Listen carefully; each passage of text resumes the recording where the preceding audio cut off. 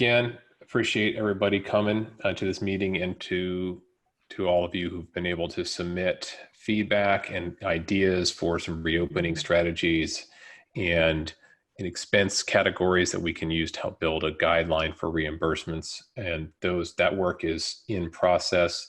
This is another step in that process here this afternoon, or morning in Tim's case.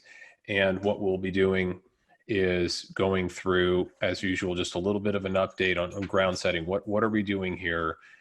And then Mary is going to give us a brief snapshot every week, just quick update. Here's what's happening. Here's the current conversation in Washington, just so we're aware, high level progress going on right now regarding funding in relation to this pandemic. And then we're going to get into some specifics on reopening strategies. And so let me just get right into it. Key objectives for our reoccurring meetings. This is our reason for having this series. We want to share updates on federal funding related to COVID-19 costs for school districts. We want to create and share tools that can help track incurred and expected COVID-19 related expenses, assist with space planning, scheduling, and manage record keeping and other work associated with reopening schools, which is monumental. Develop plan templates for planning, operation, and maintenance of school buildings, transportation, student assignment, aligned appropriate health directives and concerns. So we are going to focus on this second bullet here today in terms of school reopening. And so, quick introduction. My name is David Sertz, partner with Cooperative Strategies. We're a K-12 planning firm. Mary Filardo, I'm sure many of you know by name, but Mary, if you could just introduce yourself. Yeah, hi, I'm Mary Filardo, and I'm Executive Director of the 21st Century School Fund, but really have the privilege of working with state facilities directors and supporting the National Council on School Facilities. And the inspiration for this work has been really to help the states, as I know they're having to guide districts in these very difficult and uncertain times. Thank you. And as I mentioned in the email that went out, a big virtual high five to Mary this week. There's a lot of heavy lifting on synthesizing all of your comments, and Mary took point on that, and I think I'm excited to go over the work today. Mary's going to do a brief federal policy and funding update for you, and we're going to review, she's going to ask you just to review some of the assumptions that we have held out here that guide the thinking in terms of reopening strategies. And just would ask you as you receive this document, either in the chat link that I sent a moment ago or via email a little bit later, just to provide any feedback on those assumptions. We're gonna just ask you all, is any significant reopening strategy changes, philosophy concepts that have come up in your district, or COVID-related expense reimbursement successes, struggles, or what have you. Just want to know in the field, what's the pulse of what's going on right now. And we expect that this first opening bullet points take about 15 to 20 minutes. We're going to break into small groups after review the planning template for reopening based upon your feedback in the last week with the different concepts for strategies for reopening. We're going to come and we're going to ask for your feedback on some tactical level assumptions that we're putting in there. We'll go over that in a minute. We'll break into small groups, come back, get some feedback on that, and then we'll ask for some of you to send us feedback via email. We'll synthesize that into our next steps for the next week. And in the appendix, I'll state at the end a little bit, we just have some bonus material, if you will, there in the end, just for some general concepts for stages of financial recovery, and the OODA loop for planning, just perhaps might be helpful to some. For the record. Okay, this meeting is being recorded. We'll take notes, distribute to everyone on this list. And our intent is to have a planning template for you next week and a second draft of the expense reimbursement table that we're building, and aim to have that finalized 2 weeks from now so that it can begin to be useful. Okay, Mary. Right, yeah, I'm going to go through this quickly because some of it's quite familiar. And hopefully some of the money is flowing. So initially the federal funds, March 4th, there was an emergency tranche of $8.3 billion that went out. Then the big CARES act with $2 trillion, largely on economic aid for individuals, but it did include $13.5 billion for schools. Later in April, another $484 billion, largely because the business personal paycheck protection money ran out very quickly. And there's still discussion. We were thinking initially last week, shows you how quickly it changes, that they had started to talk about stimulus, and but it seems as though Congress is still not really prepared to talk about stimulus and is looking at still corona response legislation. And as I captured a quote from Speaker Pelosi, the major concern is what's happening with state and local government revenues. And obviously for public education, the state and the local is really the major source of funding. So these are very important. And they're looking at trying to pull something together before the end of the summer. And they're still planning for stimulus, but people don't think it will happen before the fall. And there's some that think it will actually end up in a new administration. So go ahead, next one, David. One of the things that we're concerned about, and I noticed today, I think Elika's on the call, but 61 school superintendents said, look at, we need funding in the next CARES bill for schools in order to address the costs of COVID. And I think that part of what we want to help and support with is quantifying what some of the facility related costs are to COVID, and help make the case that the economy really cannot open without children in schools and aftercare, and the children will not go to school or aftercare, and the staff won't return to the schools if we don't have the public health measures, the cleaning, and the social distancing in place. So we really need to get this right, and we know there are costs associated with it, but without it, we won't get the other parts of the economy going. Go ahead, David. So in this process, we have worked really with three areas of assumptions, one in public health, one in public education, and the third in the economy, as I was sort of referencing before. And I think from a public health perspective, we don't think that the 2021 school year is going to be a normal school year, basically from August, September to June. Even though there may be some improvements, that there still won't be a vaccine that's widely administered or even administered at all. And so that what we have now as tools to reduce risk are personal and facilities hygiene and social distancing, so that we will be in a version of the world that we're in, but hopefully not obviously in this kind of lockdown environment that many of us are in. So that's the assumption. So, I mean, as it relates to planning, one of the things that's important is that we're planning the 2021 school year, not just, a month of sort of rough opening. But I think that that's something that your chief state school officers and your governors and others will have to think about. But I think certainly from a planning perspective, it's going to make more sense to do something and that's going to work and stick to it. In public education, we're obviously not, just go back. Oh, I see. Yeah, that's fine. I just wanted to go through the others quickly. But in public education, we're not organized for this. And so we really need to be engaged in extensive planning now. And then certainly, as I mentioned, with the economy, we're not going to have the economy going without the schools going. Go ahead, David. And there's, in these next three slides, just go through them quickly.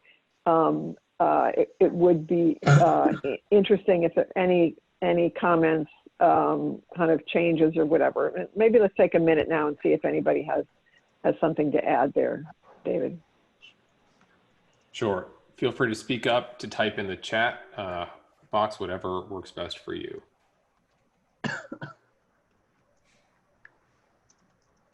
Yeah, let me keep going then. Yep.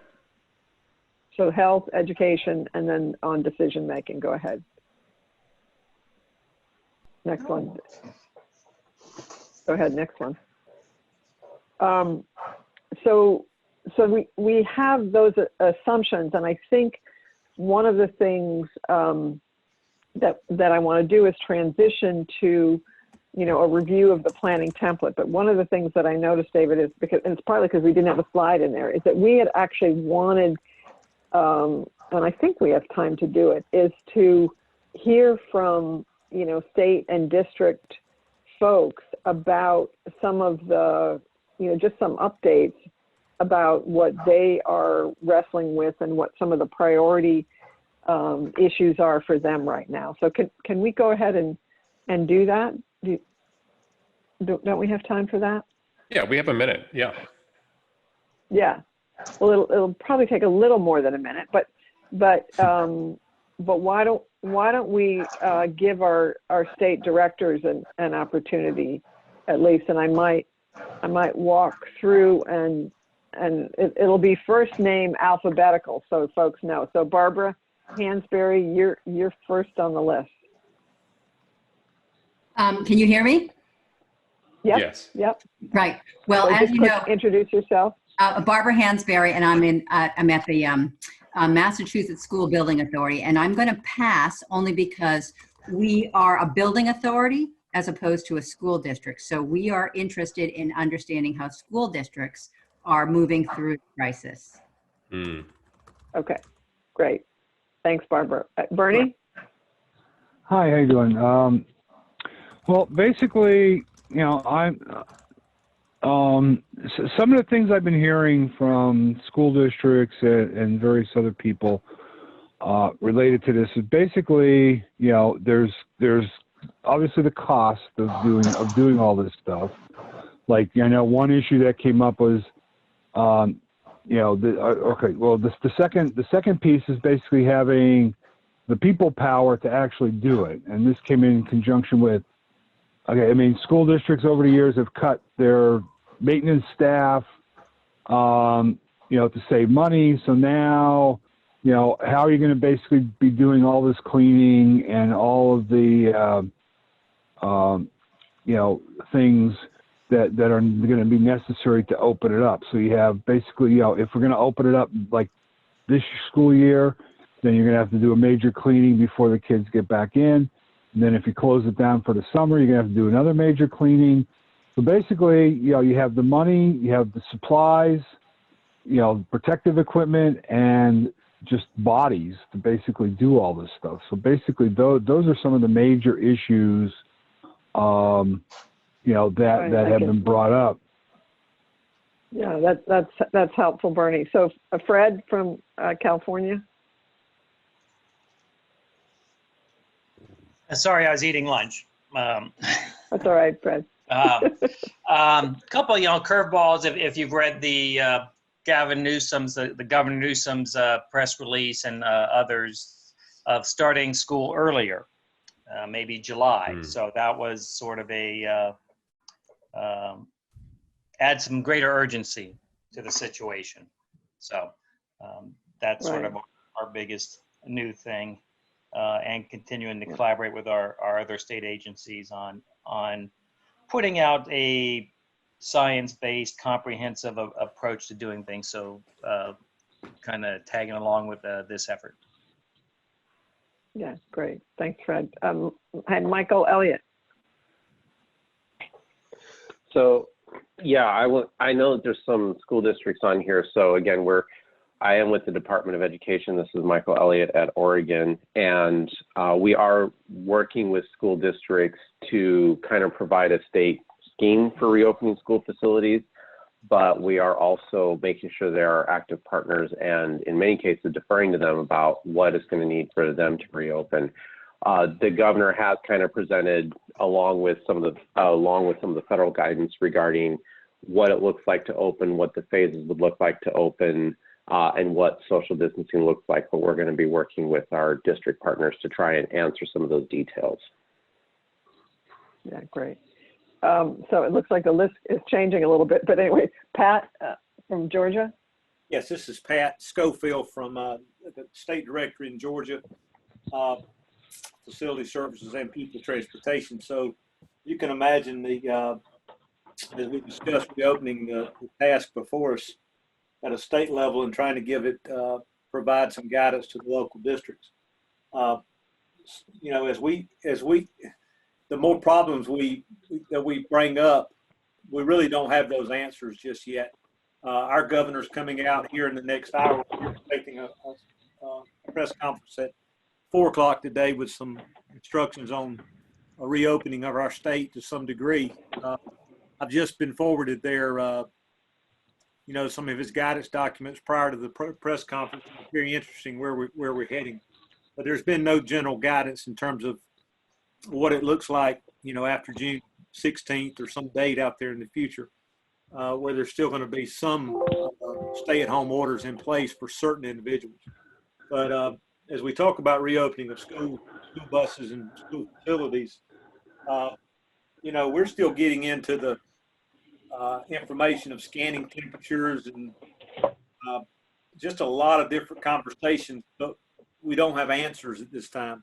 We're bringing up a lot of problems and a lot of issues, but the answers are not there. So I'm still trying to provide guidance.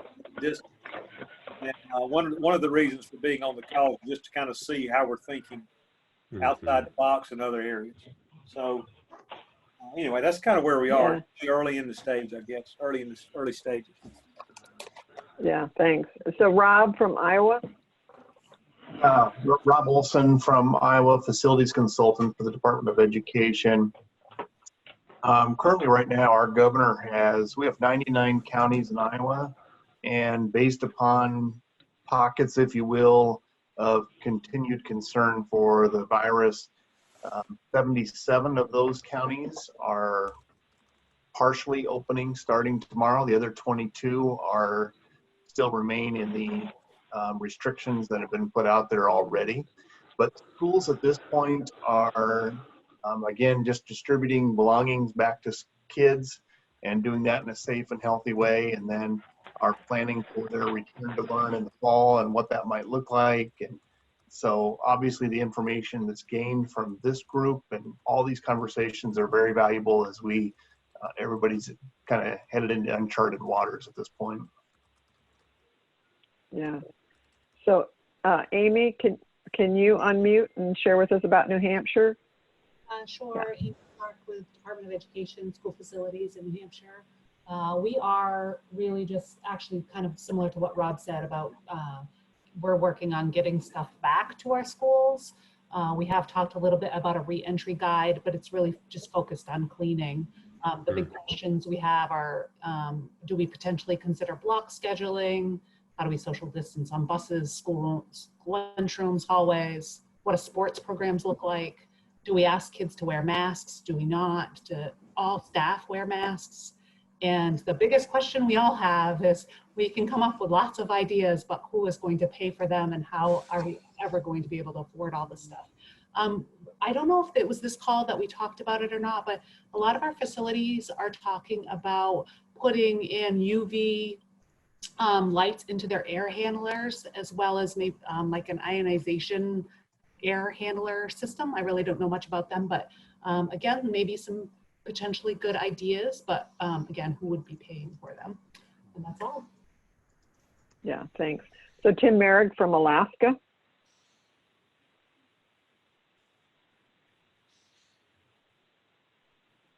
You there, Tim?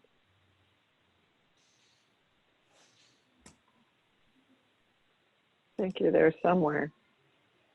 Let's go ahead and skip to Guy in Idaho.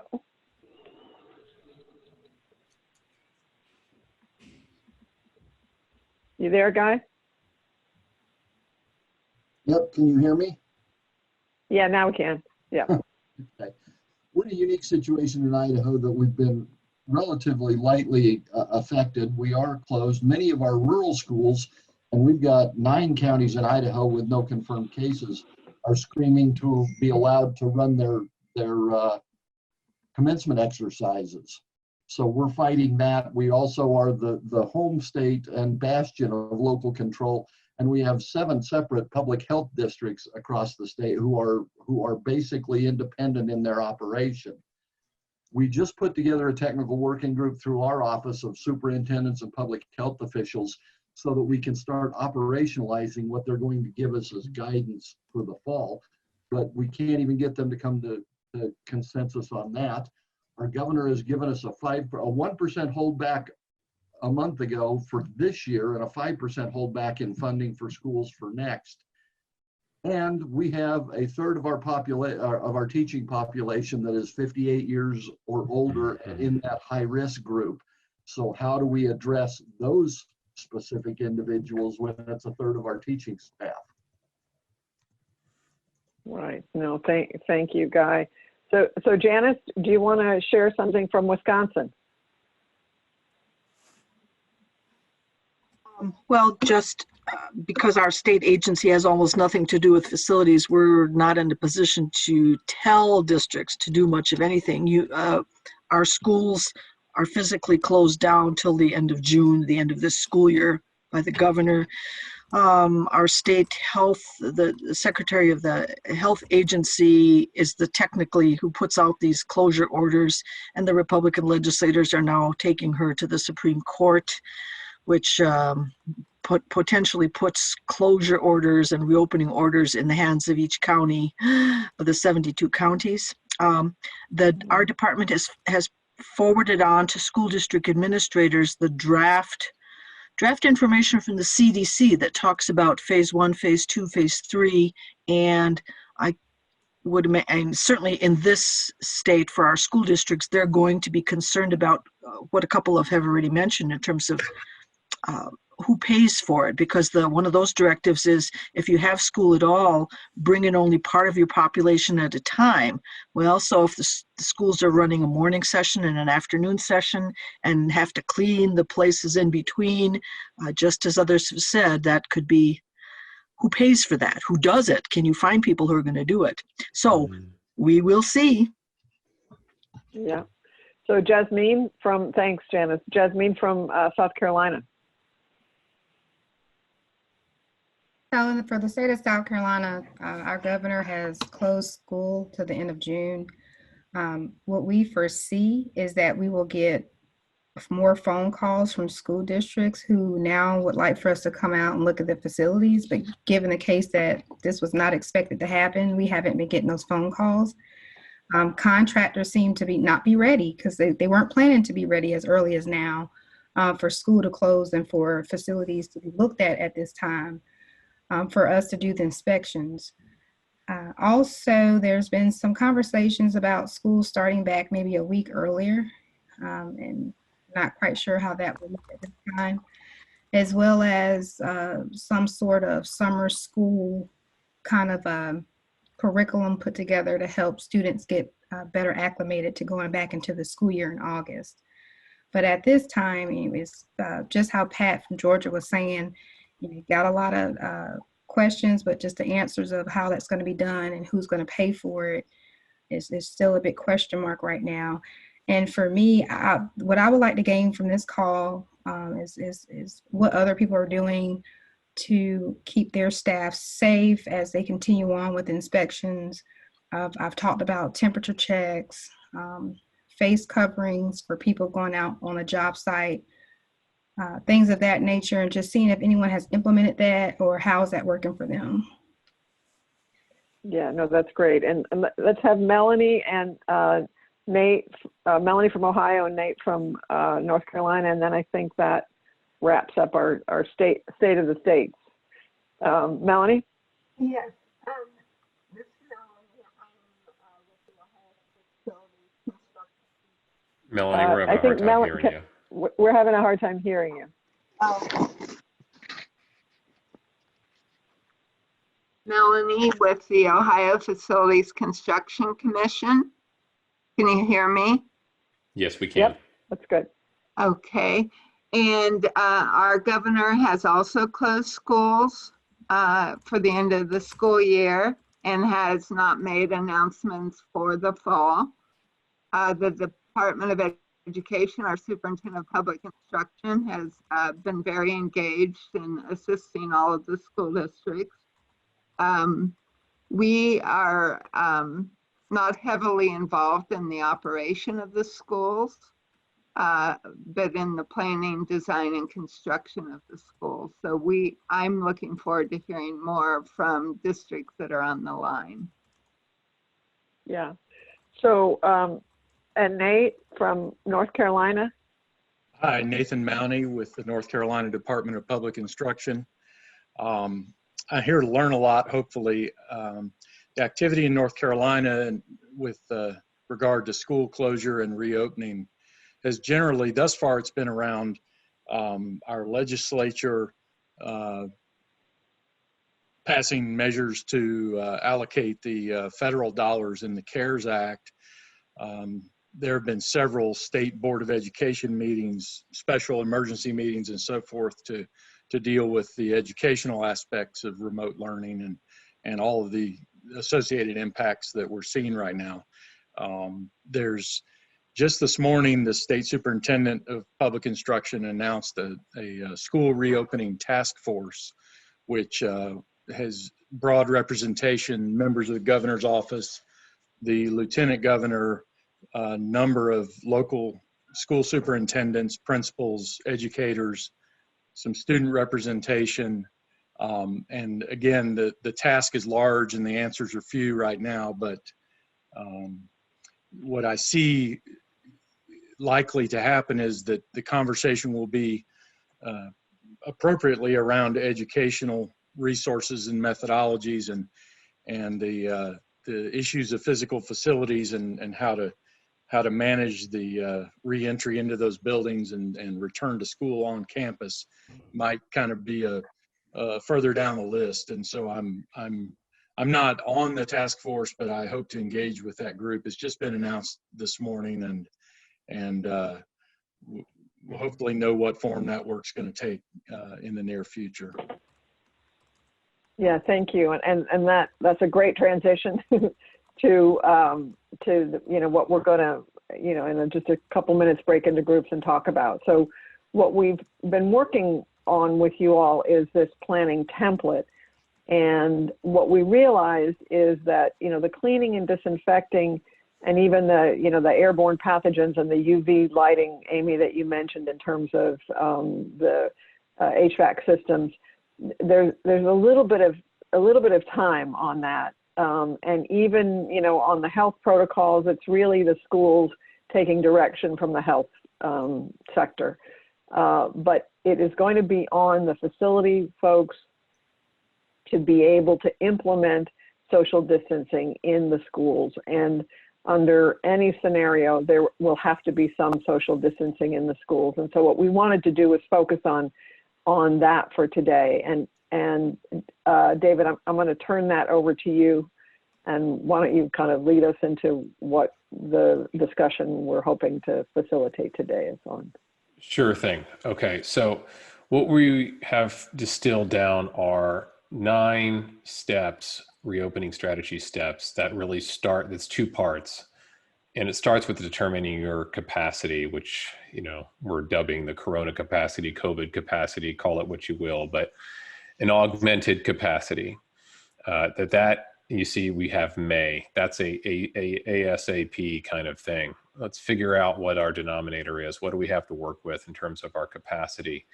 And then after we have that planning capacity determined for our new reality insofar as we can, then make operational and capital plans accordingly.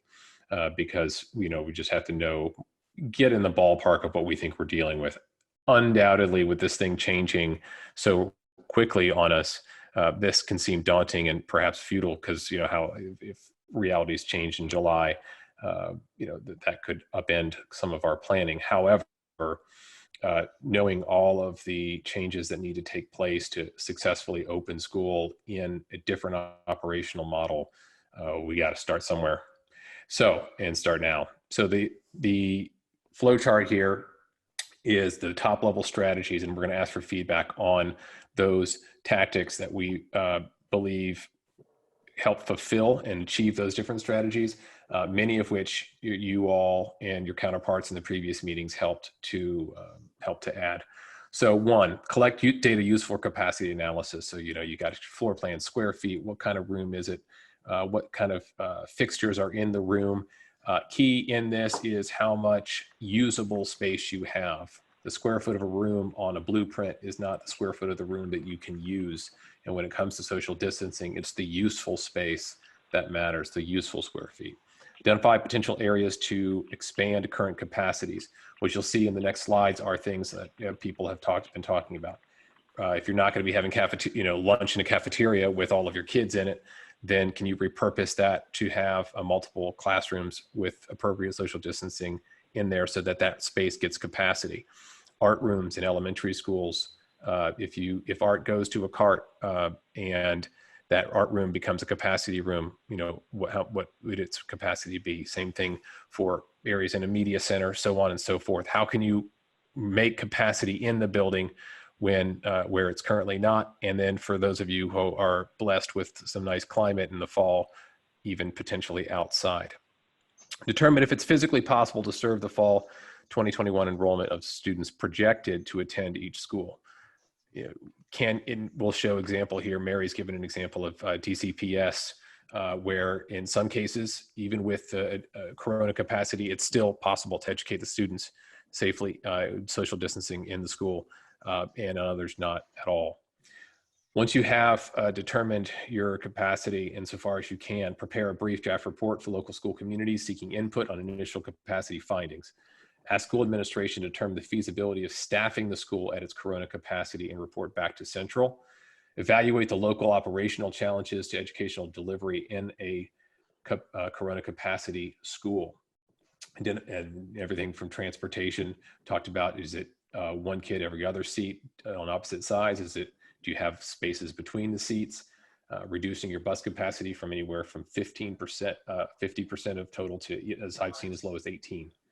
Identify capital projects that can expand and support on-site corona capacity. Identify schedule changes to school capacity that support your corona capacity. And then finally, any student assignment changes, moving boundaries.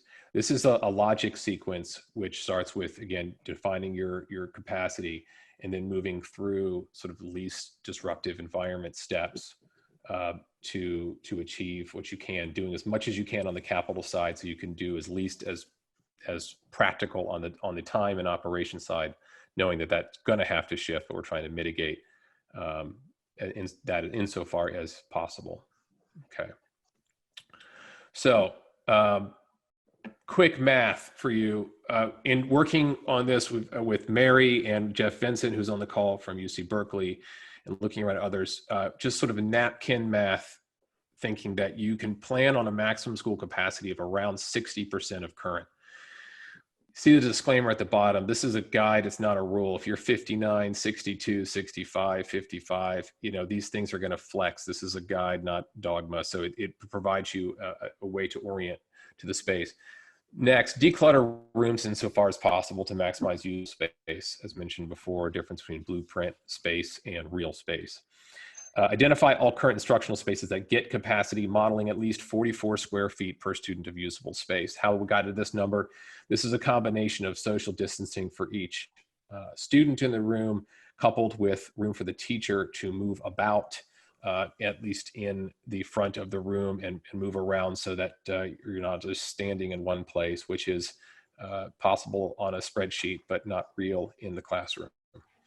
So that number, I've seen it go up to the 60s, but when we did some modeling, we felt comfortable saying at least 44 square feet per student.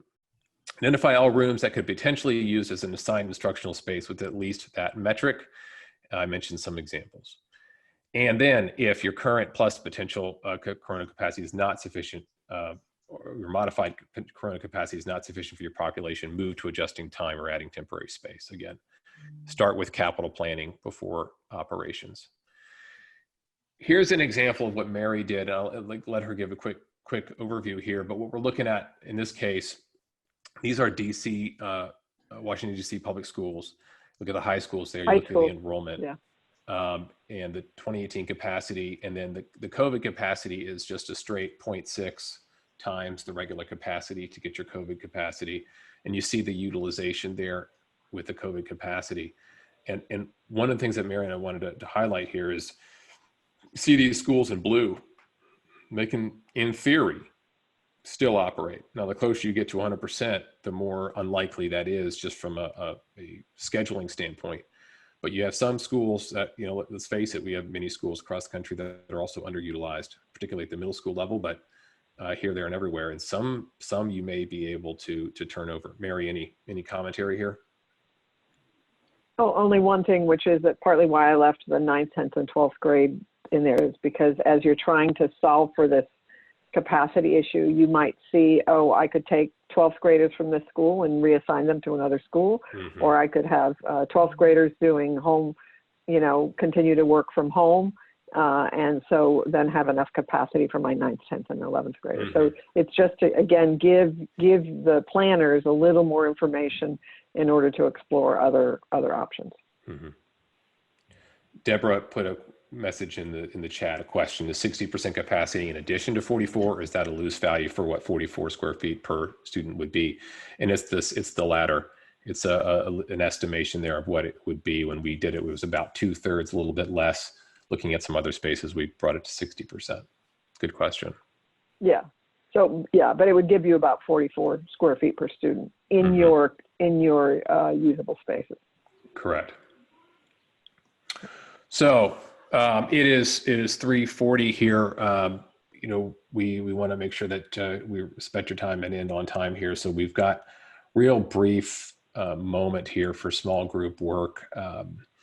And the intent here was that we would follow the format from the last time, which is to have a volunteer, yourself or some other lucky person in your group, to keep notes, review the strategies, and to read the sub-bullets tactics that are currently assigned to fulfill them, suggesting edits or additions, and then emailing those to us. Given the time that we had some good discussion and feedback there, I think what I'm going to just call an audible here to keep us together. And let's review this.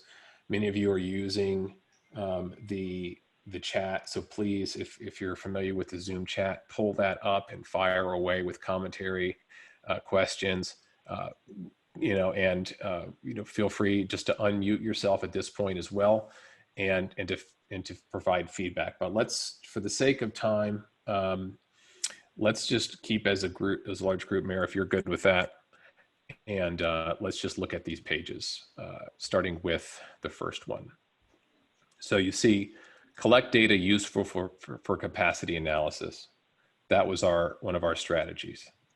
So some of the ideas here, and this is based upon your feedback and other resources that we've cited. Current school capacities, of course, need to know that. What is your capacity, and how are you measuring that? Is it based on the program? Is it based on the design of the room? Just, you need to know your current capacity. If you don't, then it's, you know, pull out the floor plans and get a grasp on it. What are the class size multipliers you're using by grade or by subject? What's the load per room? What's the load for a SPED room, special education versus traditional, versus, you know, career tech of different flavors there. So what is the right? So David, right? David, can I ask folks how many of the both district and states? I know that lots of states don't have capacity, sort of updated capacity numbers for every school in their state. But do most of the school district folks, are they maintaining current school capacities? And somebody you can just pipe up on that, either states or locals. I'm going to say for New Hampshire, it's not anything that they're tracking. I would say in Iowa that it's not something collected as a state. Individual districts would have that number, but as a previous superintendent, I'd probably go room to room and really just take a more closer look at what I've got available. State of Oregon, we're looking at that as part of our database collection, but the numbers aren't accurate to what you need right now. So I would say we don't have that either. In North Carolina, we have a 5-year survey that was done in 2015. That's the latest aggregate data that we have at the state level, but that's retrievable for all districts, I think, locally. I don't think we have it in Virginia. So I'm representing a local school and we had to do our own survey. So, you know, capacity can depend on how you define that. So I'd be interested in knowing, you know, how you guys define capacity. So the capacities are very program specific. Like if you've got a classroom that's got autism, kids who need autistic services, they're, you know, it's a very small classroom. Other classrooms can be larger by grade or by, you know, what's being instructed. One of the things that Jerry Roseman, who's on the call from Philadelphia, he and I were looking at is that because we know a lot, you know, certainly from a state level and even from some of the big districts, that they don't have good capacity numbers, that you might be able to do, and I know, David, you and I were talking about this as well, that you might be able to say, well, we know that if you had about 175 square feet per elementary kid, that you should be able to do social distancing in that amount of space. So that if you just had the square footages of your class, of your schools, you could also, what you're trying to do is you're trying to get the scale of the problem in your districts and in your state, because, you know, you're not going to get the right level of urgency or effort if you don't have some sense of that. So that's, if you have the sizes of your buildings, you might be able to say, well, I'm just going to see, you know, if it's going to take me 175 square feet to socially distance in an elementary school, how many kids could I get in there? And Mary, so that was, go ahead.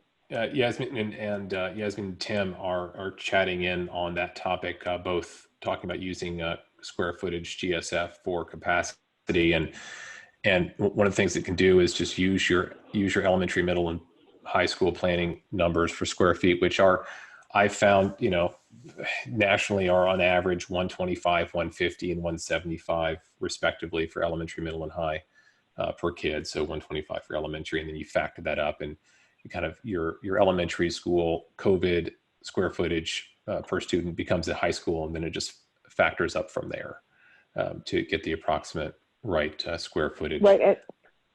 I think Tim's comment is interesting, which is that it's more optimistic how you're calculating it than they're doing it. And I think that would be because if you've got the cafeteria, which doesn't have any capacity assigned to it, and if you use that space for, you know, essentially instruction and social distancing, you get a lot of space. You might have a gym, you might have other multi-purpose rooms, resource rooms that they would not assign capacity to generally, because there's no permanent instruction taking place in those spaces. But you actually have space in your schools to do a lot of social distancing if you're not moving around. And if you're using those large spaces for kind of seated instruction. That's why if you go to the, I think is it on this slide, David, but part of the problem is that you can get people to be socially distanced in that space. The question the local school educators have to wrestle with is, well, do you have the staff to deliver instruction with your socially distanced people in that space? Right. Yeah, I should be done here soon. Okay. And so, questions about sort of the adequacy. You know, Michael Elliott put a good comment in there. So, a cafeteria might have the square feet for instruction, but the acoustics are horrible for instruction. Maybe that doesn't work well. And that's kind of what we're looking at our sort of our decision tree, our flow chart here is after you determine your capacity and what you could potentially recapture, then it's a matter of planning, okay, what are the capital and operational steps that need to take place in order to make that a feasible plan? And if it's not feasible, you kind of reset the flow chart and go back to a different strategy. But acoustics is something that, we can look at as what are some workarounds, some acoustic panel workarounds or options that can be procured to make a formally a common space something that's more adept to instruction, if not perfect. It's not going to be perfect, but at least more. So just let me give an example so that people don't feel too discouraged, because there's some fairly inexpensive ones. Exactly. So Michael, imagine that the teachers are in masks, right? So they're going to be hard to understand no matter what. But, you know, audio enhancement, now this is years old, but it was about $2,000 a classroom.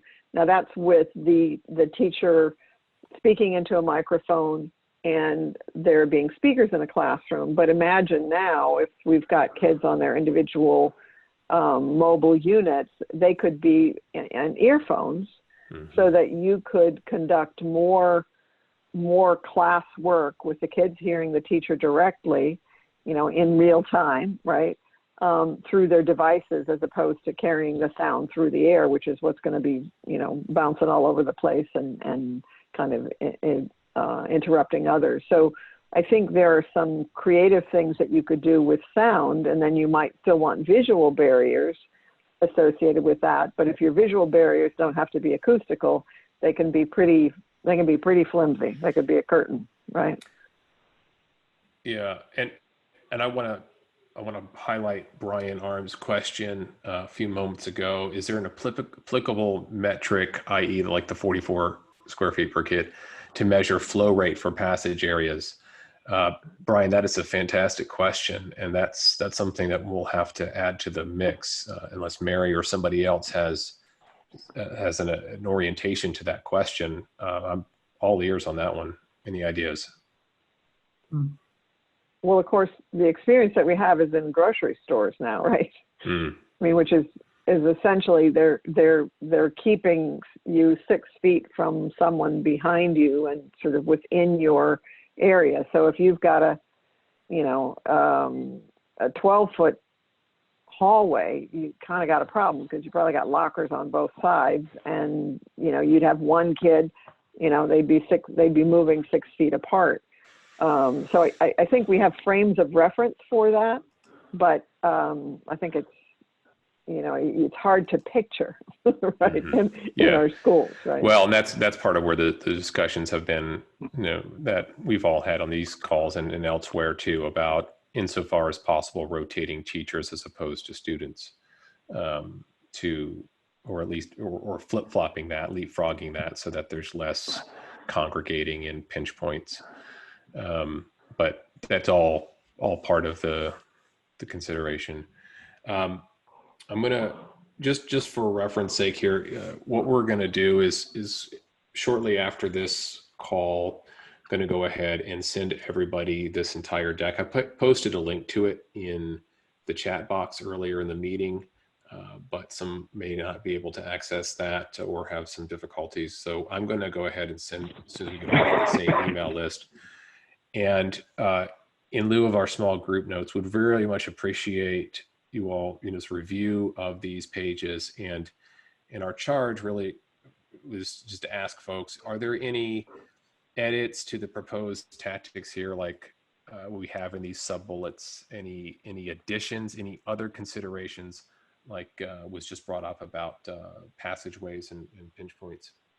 This is Lenny Richardson. I'm from Delaware, and I'm from a local district. But I did want to ask, whenever you're doing your division, I'm kind of hesitant in using my cafeteria and gymnasium as classroom space, because I'm thinking they're going to be the rooms that are used whenever you have a positive case. You're going to be clearing out, and you're going to need some place to put those classes. And I'm, you know, whenever one of those rooms, if the cafeteria or gym has a positive case in it, what happens then? So we have to have some overflow, and we are at capacity. Our state does have recommended capacities and things like that for our buildings, but they're not extremely useful. We can do a much better job getting a better number. It's just formula-wise what they use. But those are some of my concerns. To get the actual usable space, I'll probably take the cafeteria and gym out.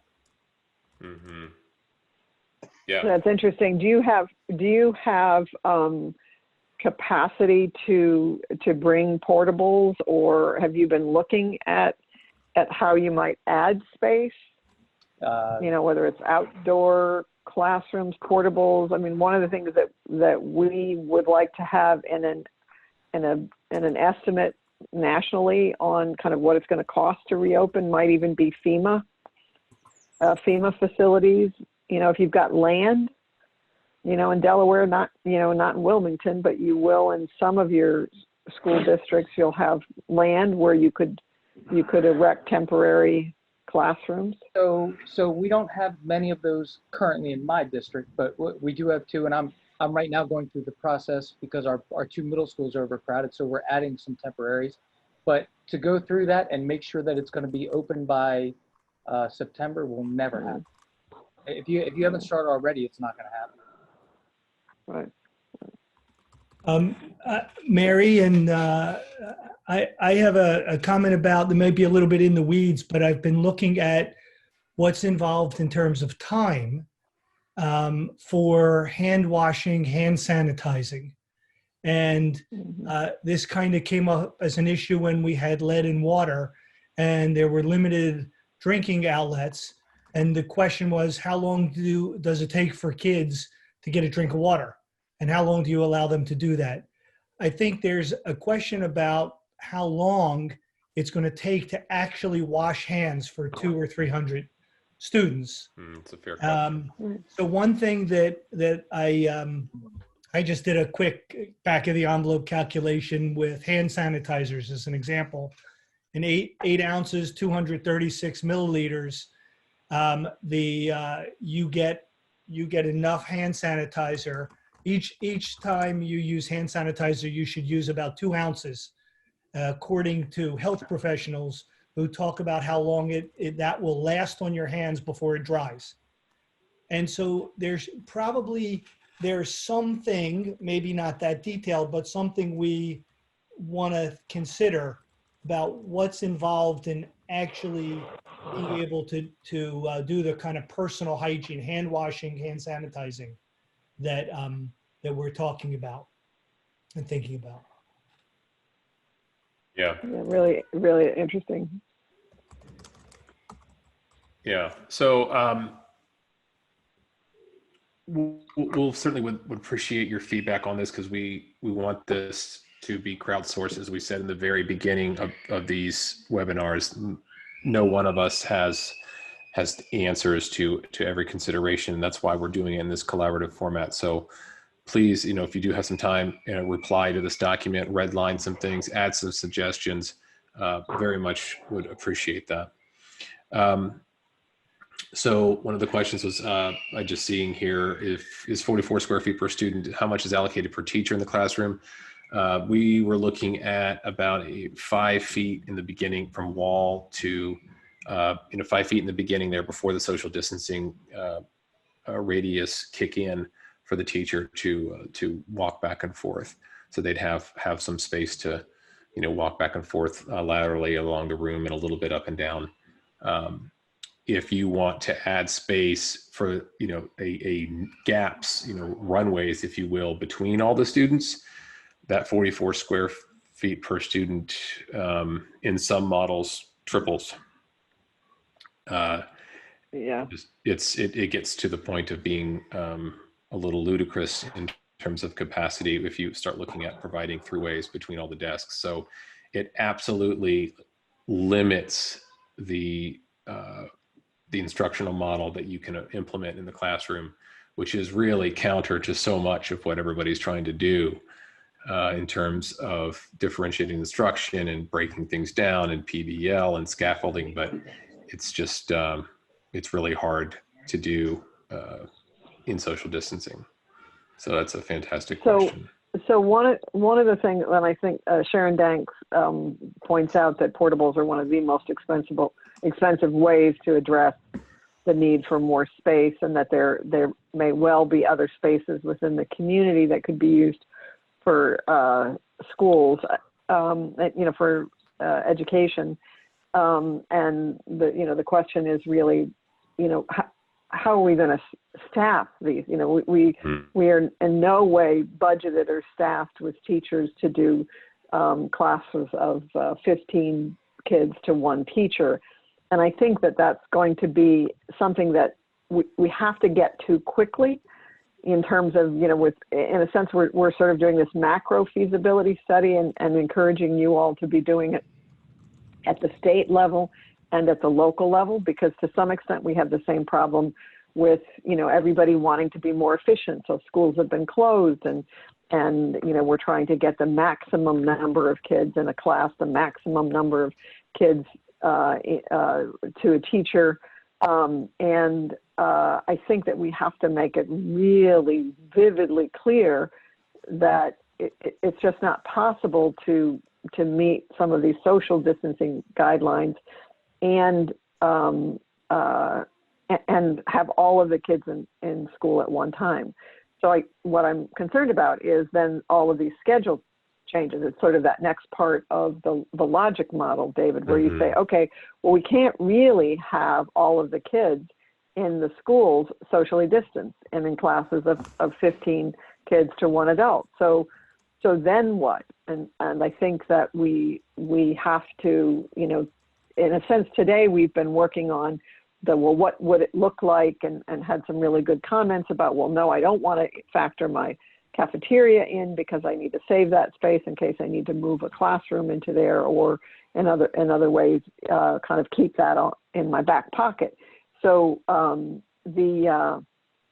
think that the next discussion has to really be on scheduling, and it is, whether or not you're doing some kids one day, other kids another day, or you're doing a whole group of kids that you're leaving online and they come in Saturdays or something once a week. I don't know, but I think that the districts are going to be forced to looking at schedule issues, which is going to be really, really messy too.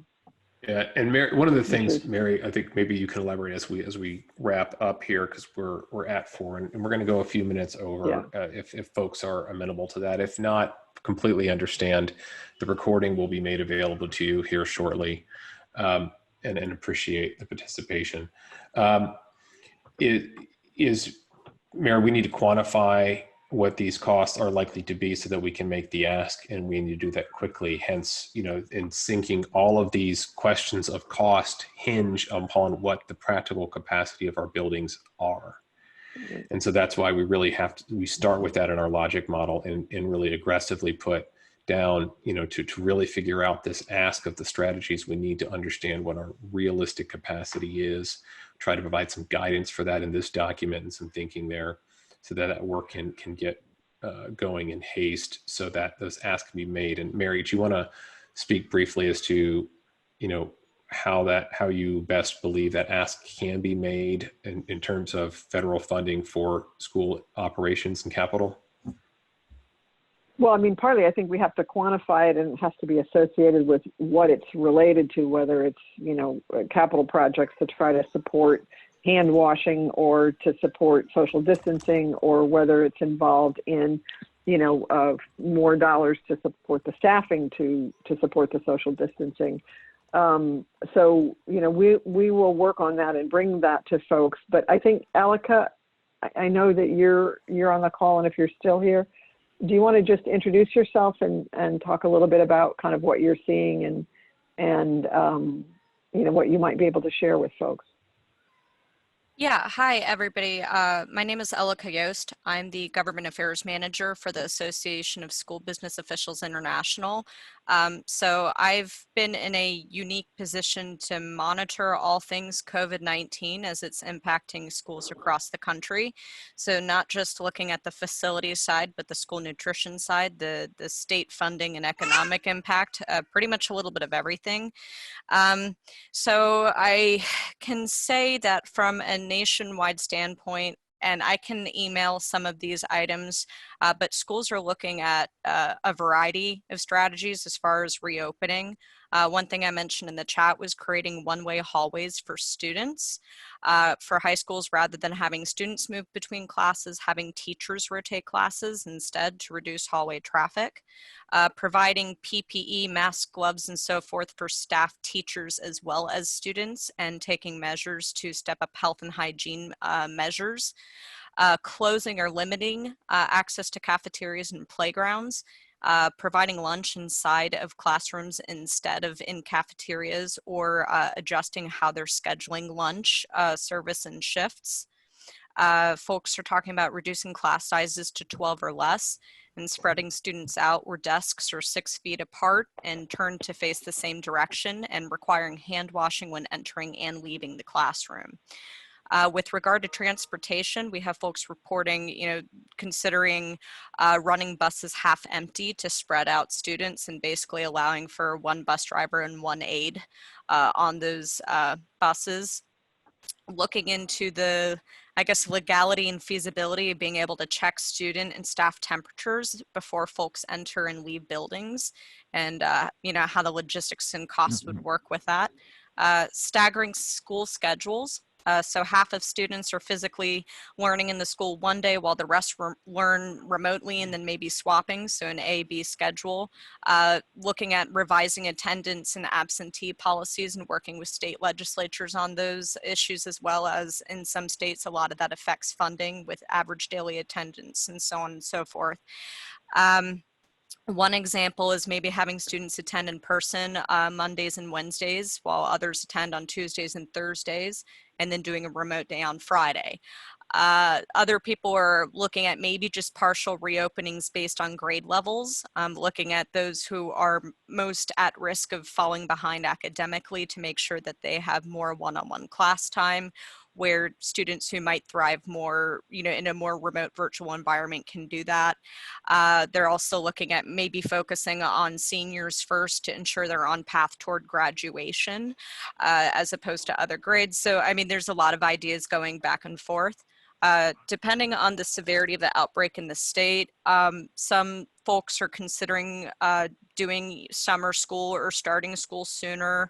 Others are planning to continue the following school year a little bit longer, maybe using up snow days for extra instructional time. A lot of these discussions are going back and forth. But nonetheless, the one thing that we're seeing is that any reopening plans, regardless of what this looks like, is definitely going to require community buy-in. We're seeing that no matter what type of capital or operations plan you have, if you don't have teacher buy-in, if you don't have parental buy-in, you're going to see reductions in attendance. You're going to see some local political issues arise from that. And especially if you see what many teachers union groups are demanding before they say that it's safe to return. If any of you have been paying attention, to what's going on in the news, they're demanding, widespread access to testing, rigorous processes for checking temperature and health of those who enter buildings, rigorous cleaning protocols, PPE in every building for all staff, exhaustive tracing and tracking procedures for those who have had a confirmed case, and so on and so forth. So there's a lot that, is on that list. Yeah. But I'm happy to share this list. Yeah, please do. And we'll just append it to the next presentation so everybody can have access to that. Yeah. I think, David, let's go ahead and close out. Right. There is so much work and so much that it feels up in the air, and yet so much desire, I think, to bring, to figure out how to bring kids back into schools. But I think really what I'm particularly concerned about is, I think at the state level and at the district level, there has to be a written, it's like a feasibility study on the building capacities, on what capital projects, what schedule, what student assignment, and all of these pieces. And it's going to require engaging that community. It can't be done internally. It's got to be done sort of collectively, as Alec is just saying, that if you don't have extensive input from your staff, your community, your custodians, that it's just not going to work, and not because for any reason except that it's hard.